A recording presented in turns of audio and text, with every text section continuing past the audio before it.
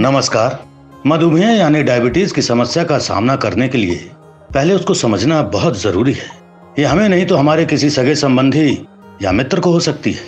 इससे संबंधित बहुत सारी गलतफहमियां, भ्रांतियां लोगों को ज्यादा परेशान कर देती है। डायबिटीज की समस्या होते ही आमतौर पर यह मान लिया जाता है कि अब जिंदगी के अंतिम पार्ट का आरंभ हो चुका है। आइए जानते हैं इसके बारे में क्या कहते हैं हमारे एक्सपर्ट। नमस्कार दोस्तों, आज हम डायबिटीज पे बात करने के लिए वापस आपके सामने आए हैं। ये एक बहुत बड़ा टॉपिक है, लेकिन इस पे जो क्वेश्चंस हैं, जो क्वेश्चन आंसर्स के तरीके से हम बात करेंगे, तो जो क्वेश्चंस हैं वो हमने कुछ अलग तरीके से फ्रेम किए हुए हैं। तो सबसे पहले मैं एक चीज का आंसर देना चाहता हूँ कि क्या डायबिटीज लंबी उम्र नहीं जी सकता है डायबिटीज वाला?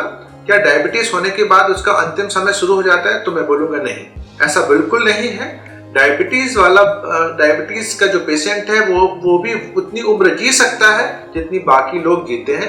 बस हमको इतना ध्यान रखना है कि हमको अपनी डायबिटीज को कंट्रोल रखना है। यदि हम डायबिटीज को अनकंट्रोल रखेंगे तो वो बहुत सारी चीजों को खराब करता है, जैसे किडनी पे असर करता है, दिल पे असर करता है, हमारी वेसल्स पे असर करता है, हमारी नर्व से असर करता है, हमारी आंखों पे असर करता है और हमारी क्वालिटी ऑफ लाइफ को खराब करता है। क्वालिटी ऑफ लाइफ को जब वो खराब करता है और मेजर ऑर्गन्स खराब होते हैं तो धीरे धीरे वो हमारी लाइफ की लॉन्गेविटी को भी कम करता है। और यदि हम अनकंट्रोल्ड डायबिटीज के साथ जिएंगे तो हाँ, हमारी डायबिटीज हमारे अंतिम यात्रा की शुरुआत है। लेकिन हम यदि कंट्रोल्ड डायबिटीज के साथ जिएंगे तो हम उतना ही लाइफ जी सकते हैं जितना कि एक नॉर्मल इंसान जिसको डायबिटीज नहीं है वो जीता है।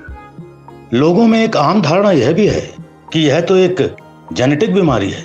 अगर किसी माता या पिता को डायबिटीज है तो उनकी होने वाली संतान को भी यह समस्या होना तय मान लिया जाता है।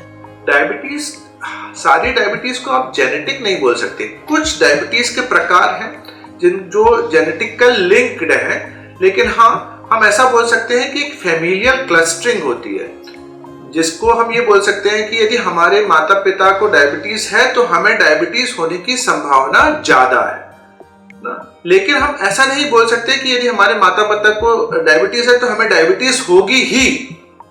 ऐसा जेनेटिकल लिंक नहीं है, लेकिन एक फैमिलियल क्लस्टरिंग है, एक लिंक है कि हाँ, हमारी संभावना बाकी पॉपुलेशन की अपेक्षा ज्यादा है। यहाँ हमारे लिए यह जानना भी बेहद जरूरी है कि क्या छोटी उम्र में होने वाली डायबिटीज की बीमारी समय के साथ ठीक हो सकती है या नहीं। हम डायबिटीज को कंट्रोल रख सकते हैं, लेकिन हम ये सोचें कि क्या डायबिटीज पूरी तरीके से क्योर हो जाएगी, पूरी तरीके से ठीक हो जाएगी, तो ये सच नहीं है। डायबिटीज क्योर नहीं होगी, हम उसे कंट्रोल रख पाएंगे। छोटी उम्र की जो डायबिटीज होती है वो जनरली टाइप 1 डायबिटीज होती है, वो इंसुलिन डिपेंडेंट डायबिटीज होती है और हमें लाइफ लॉन्ग इंसुलिन लेना पड़ता है। एक दो केसेस कभी कभी ऐसे देखने मिलते हैं कि उनकी इंसुलिन बंद हो गई, लेकिन ये रूल नहीं है और ऐसा पॉसिबल नहीं है कि हर किसी की डायबिटीज क्योर हो सकती है। क्योर नहीं होगी, हमें उसे कंट्रोल रखना पड़ेगा। एक बेहद आम धारणा यह भी है कि ज्यादा मीठा खाने से डायबिटीज की समस्या हो सकती है। हाँ, एक ये लोगों के ये भ्रांति भी है कि ज्यादा मीठा खाने से डायबिटीज होती है, तो ये गलत है। ऐसा नहीं है कि ज्यादा मीठा खाने से डायबिटीज होती है, लेकिन मैं साधारण तौर पे भी ये बोलना चाहता हूँ कि मीठे को अपने खाने में बहुत ज्यादा नहीं रखना चाहिए, क्योंकि कार्बोहाइड्रेट रिच डाइट जो है वो आपको एक प्रोन करती है सेंट्रल ओबेसिटी की तरफ, जहां आपका पेट ज्यादा बढ़ता है आपके हाथ पांव की अपेक्षा। इसको सेंट्रल ओबेसिटी बोलते हैं और वो मेटाबॉलिक सिंड्रोम क्रिएट करता है और वो metabolic syndrome letter period of life में डायबिटीज करा सकता है। तो हमको शुगर से बचना चाहिए, लेकिन ऐसा नहीं है कि ज्यादा मीठा खाने से डायबिटीज हो जाएगी। It's not true. यहाँ ये जानना जरूरी है कि यदि माता या पिता डायबिटिक हैं तो क्या उनकी होने वाली संतान को भी डायबिटीज होगी। ये डर आमतौर पर डायबिटिक पुरुषों और गर्भवती महिलाओं को परेशान करता है। देखिए, संतान होने से पहले यदि डायबिटीज हो जाए, मतलब यदि हम प्रेगनेंसी से पहले डायबिटीज हो जाए, ये दो तरीके से है कि महिला को डायबिटीज है और पुरुष को डायबिटीज है, कि मदर को है कि फादर को डायबिटीज है। तो फादर की डायबिटीज बहुत ज्यादा इफेक्ट नहीं करती है बच्चे की ग्रोथ पे या किसी भी चीज पे, और वो उतना प्रॉब्लम भी क्रिएट नहीं करती। लेकिन मदर की डायबिटीज मदर को भी ड्यूरिंग प्रेगनेंसी परेशान करती है और बच्चे की ग्रोथ पे हैम्पर्ड करती है।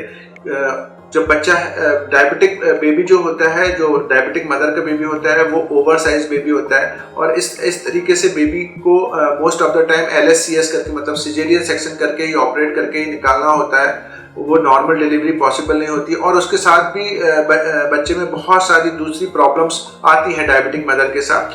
तो diabetic mother high risk pregnancy मानी जाती है, उसको हमको उस अलग तरीके से मैनेज करना होता है। लेकिन वो गर्भवती महिला भी बच्चे बहुत अच्छे से लालन पालन कर सकती है और वो उनका कोई भी ऐसा प्रॉब्लम नहीं होता कि महिला गर्भवती नहीं हो सकती, इस तरीके की कोई प्रॉब्लम नहीं होती। हाँ, दूसरी चीज कि बच्चे को मदर से डायबिटीज नहीं होती। ये इस तरीके से जेनेटिकली लिंक्ड नहीं है कि मदर को डायबिटीज है तो बच्चे को होगी। और तीसरी चीज की गेस्टेशनल डायबिटीज, मतलब प्रेगनेंसी के दौरान होने वाली डायबिटीज कई बार आगे जाके नॉर्मल लाइफ में नहीं होती है, वो सिर्फ प्रेगनेंसी के दौरान रहती है और उसके बाद ठीक हो जाती है। इसको हम गेस्टेशनल डायबिटीज कहते हैं। तो इस तरीके की ये 3 चीजें हैं जो प्रेगनेंसी के दौरान हो सकती है। एक बेहद आम सवाल यह भी है कि क्या डायबिटीज हमारे जीवन की गुणवत्ता, हमारी क्वालिटी पर भी असर डालती है? बेसिक फर्क क्या होता है एक स्वस्थ व्यक्ति और डायबिटिक के बीच? एक स्वस्थ इंसान और डायबिटीज के बीच में कोई फर्क नहीं होता यदि हम डायबिटीज को कंट्रोल रख सकें तो।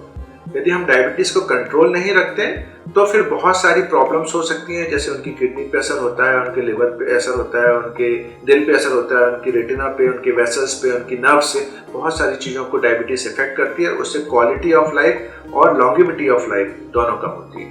तो यदि हम कंट्रोल डायबिटीज रखते हैं, डायबिटीज को प्रॉपरली कंट्रोल वे में दवाइयों के द्वारा रखते हैं या अपनी लाइफस्टाइल मॉडिफिकेशन के द्वारा रखते हैं, तो किसी भी तरीके की कोई अंतर जिंदगी में नहीं पड़ता है। डायबिटिक लोगों को सलाह दी जाती है कि वे चोटों से बचें, क्या कारण है इसका? हाँ, डायबिटीज लोगों को चोट या घाव से बचना चाहिए क्योंकि उनकी चोट ज्यादा लंबे समय तक रहती है। क्योंकि बैक्टीरिया जो होता है वो डायबिटिक पेशेंट में जो शुगर ज्यादा मिलती है, तो बैक्टीरिया का भी जो फूड है वो शुगर है और वो ज्यादा ग्रो करता है और ज्यादा कॉलोनी फॉर्म करता है और उनके घाव ज्यादा बड़े होते हैं डायबिटिक पेशेंट के।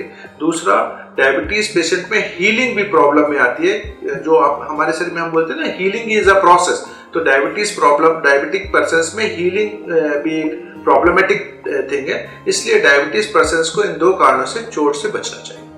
आज कोई भी नहीं चाहता कि उसे डायबिटीज हो, इसके लिए कैसी होनी चाहिए हमारी लाइफस्टाइल? देखिए, एक लाइफस्टाइल जो हम बोलते हैं, जिसे हम बोलते हैं कि गुड लाइफस्टाइल, कि हम रोज वॉक करें, रोज हम अपने आप को योगा करें, अपने फूड हैबिट्स को बहुत कंट्रोल रखें, किसी भी तरीके की फास्ट फूड को ना लें, ज्यादा मात्रा में शुगर ना खाएं, एक बैलेंस्ड डाइट रखें, अच्छे से पानी पिएं और अच्छी नींद लें। नींद लेना भी बहुत जरूरी है एक गुड लाइफस्टाइल के लिए। यदि हम इन चीजों का ध्यान रखते हैं तो हम डायबिटीज को बहुत हद तक जीत सकते हैं, पार पा सकते हैं। हो सकता है कि हमें डायबिटीज ना हो, क्योंकि हमारी जो पर्सनालिटी है, जिसको हम बोलते हैं टाइप ए पर्सनालिटी, वो टाइप ए पर्सनालिटी भी डायबिटीज होने का एक प्रमुख कारण है, क्योंकि वो हमारे जो हार्मोनल सिस्टम को इस तरीके से डिसबैलेंस करता है कि हम प्रोन हो जाते हैं डायबिटीज के लिए। डायबिटीज आज विश्व की विकराल समस्या बनती जा रही है, इसका कारण और निदान क्या है?